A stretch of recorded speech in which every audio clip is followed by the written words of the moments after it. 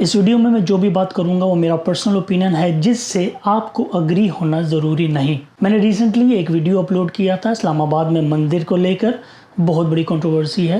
مولوی حضرات اور مفتی حضرات نے بہت سے لوگوں کے جذبات بھڑکا دیے ہیں اس وقت، اور میں نے بھی اپنا ایک پوائنٹ آف ویو دیا تھا کہ اسلام آباد میں مندر بننا چاہیے کہ نہیں۔ آپ سب نے، زیادہ تر لوگوں نے مجھے اپریشیٹ کیا کہ یہ آپ نے بات صحیح کی، لیکن وہاں بہت سارے ایسے لوگ ہیں اسپیشلی پاکستان میں یا میرے مسلم بھائی جو بھی ہیں، انہوں نے مجھے ایسے کامنٹس کیے جس نے مجھے سوچنے پر مجبور کر دیا ایک بلاگ پر جو میں نے کافی عرصے پہلے پڑھا تھا کہ ویسٹ میں سیکولرزم کس طرح آیا یا اس کے آنے کی وجہ کیا تھی۔ جب میں کمپیریزن کرتا ہوں پاکستان میں جو حالات ہو رہے ہیں اس وقت، کیا یہ پاکستان کے حالات سیکولرزم کی طرف جا رہے ہیں؟ یہ بہت پاورفل بات کر رہا ہوں اور کنٹروورشل بھی ہو سکتی ہے، لیکن اپنا ذہن بنانے سے پہلے میرا یہ پورا ویڈیو آپ ضرور دیکھنا، پھر آپ جو بھی کامنٹ کرو گے اس کا میں ایک کنسٹرکٹیو وے میں جواب دوں گا ڈیفینیٹلی۔ جب سے میں پاکستان میں پیدا ہوا ہوں اور بڑے ہوتے ہوتے میں نے جو حالات پاکستان میں دیکھے ہیں، میں یقیناً بنا کسی جھجک کے یہ کہہ سکتا ہوں کہ پاکستانی سوسائٹی سیکولرزم کی طرف بڑھ رہی ہے۔ ابھی نہیں، لیکن 15-20 سالوں میں ہو سکتا ہے، اور اس کا سہرا ہمارے سو کالڈ مفتی اور مولوی حضرات کے نام ہے، اور پاکستان کو سیکولر ریاست بنانے میں ان مفتی اور مولوی حضرات کا نام گولڈن ورڈز میں لکھا جائے گا۔ ہسٹورین لکھے گا کہ مفتی اور مولوی حضرات نے بہت محنت اور قربانیوں سے اسلامی جمہوریہ پاکستان کو سیکولر ریاست بنایا، ورنہ یہ کام اتنا آسان نہیں تھا۔ آپ کو شاید میری بات سے حیرت ہو رہی ہو، میں آپ کو ایکسپلین کیے دیتا ہوں۔ سوسائٹی کب اور کیوں سیکولر ہوتی ہے؟ ویسٹرن سوسائٹی ان دونوں سوالات کا جواب ہے۔ اگر ویسٹرن سوسائٹی کی ہسٹری پر نظر دوڑائیں تو پتہ چلے گا کہ وہاں خدا اور بندے کے درمیان چرچ آ گیا تھا، اور چرچ ہی نے ریلیجن ڈیفینیشن انٹروڈیوس کی تھی، اور اس سے جو بھی ڈس ایگری کرتا اس کے لیے کوئی گنجائش نہیں تھی۔ جس نے چرچ سے ڈس ایگری کیا اس کو ریبل اگینسٹ گاڈ بنا دیا گیا، یہاں تک کہ چرچ نے سائنٹیفک ریسرچ کو بھی ریلیجن کا رنگ دینا شروع کر دیا تھا، اور اپنے پور سائنٹیفک کانسیپٹس پر ایمان لانا بھی لازم قرار دے دیا تھا۔ سائنس کی دنیا میں جب نیو ریسرچز سامنے آئیں جو پرانے کانسیپٹس سے وہ انویلڈ ہو گئے، لیکن چرچ نے اسے بھی ریلیجن سے بغاوت قرار دیا۔ فزسسٹ برونو کو اس لیے سزا دی گئی تھی کہ وہ دنیا کے علاوہ دوسرے پلانٹس پر بھی زندگی کا یقین رکھتا تھا۔ گیلیلیو کو پنشمنٹ اس لیے دی گئی کہ اس کے پاس آئیڈیا تھا کہ زمین روٹیٹ کرتی ہے سن کے اراؤنڈ۔ چرچ میں لالچ بھی بہت تھا اور طاقت بھی بہت تھی۔ خود چرچ کے پاس دولت کے ڈھیر لگے ہوئے تھے، لیکن لوگوں کو یہ بتایا جا رہا تھا کہ سوئی کے ناکے سے اونٹ تو گزر سکتا ہے لیکن دولت مند کبھی جنت میں نہیں جا سکتا۔ چرچ اور پوپ کی طاقت کا یہ عالم تھا کہ ایمپرر ہنری IV کو کانوسا کے قلعے میں پوپ کے سامنے ننگے پاؤں پیش ہونا پڑتا تھا۔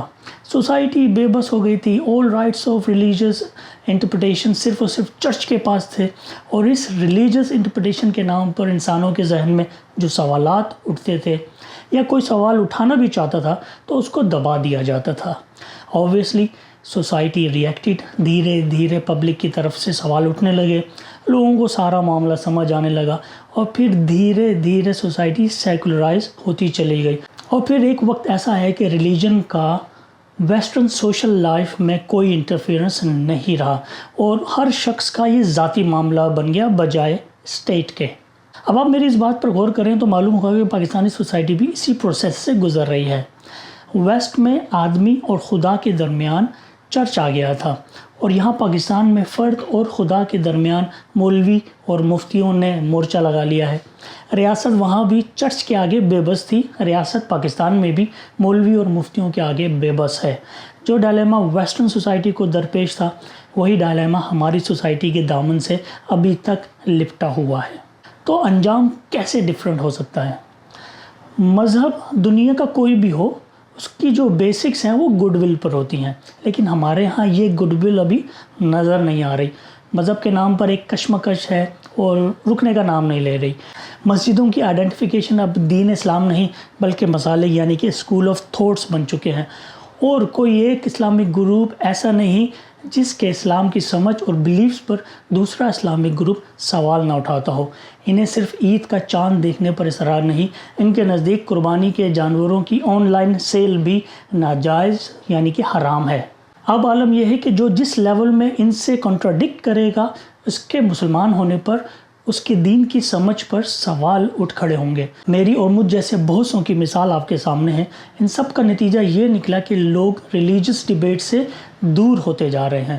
I call myself just a Muslim، اور یہی میری آئیڈینٹی ہے اور میرے لیے بہت کافی ہے، لیکن میرے بہت سے ایسے اسلامسٹ دوست ہیں، وہ اب ریلیجس ڈیبیٹ کو بھاری پتھر کی طرح چن کر چھوڑ رہے ہیں اور یہ کہہ رہے ہیں کہ اس ورلڈ آف میڈنس میں ریزنیبل بات کی کوئی گنجائش نہیں ہے۔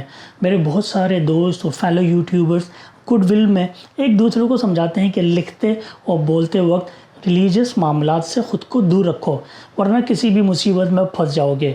بات بھی درست ہے کہ ہمارے پاس ایسی کئی مثالیں ہیں جنہوں نے صحیح، سچی اور حق کی بات کہنا چاہی یا سوال اٹھانے کی کوشش کی، ان کی آواز کو دبا دیا گیا اور اس برے طریقے سے دبایا گیا جس کی وجہ سے ہم سب میں ایک خوف کی فضا ہے۔ تو ان سب باتوں کے بعد میں سوچتا ہوں کہ کیا یہ سب پاکستان میں سیکولرزم کی دستک ہے؟ معلوم یہ ہوتا ہے کہ پاکستان میں اسلام کا صرف نام استعمال کیا گیا ہے۔ یہ بات سمجھ سے باہر ہے کہ جب دین اسلام مکمل ہو چکا تھا تو پاکستان کو لیبارٹری آف اسلام کیسے قرار دیا گیا؟ ایکسپیریمنٹس وہاں ہوتے ہیں نا جہاں کوئی چیز یقینی طور پر کمپلیٹ نہ ہو یا کوئی ابہام باقی ہو۔ پاکستان کی آزادی کے بعد کی تاریخ بتاتی ہے کہ یہاں کسی نے اسلام انفورسڈ کرنے کا نہیں سوچا۔ سب کی توجہ ایکسپیریمنٹس کرنے پر رہی اور مفتی، مولوی اور پولیٹیشین حضرات نے ہر ایکسپیریمنٹ میں برابر کی حصہ داری رکھی اور بینیفٹس بھی حاصل کیے۔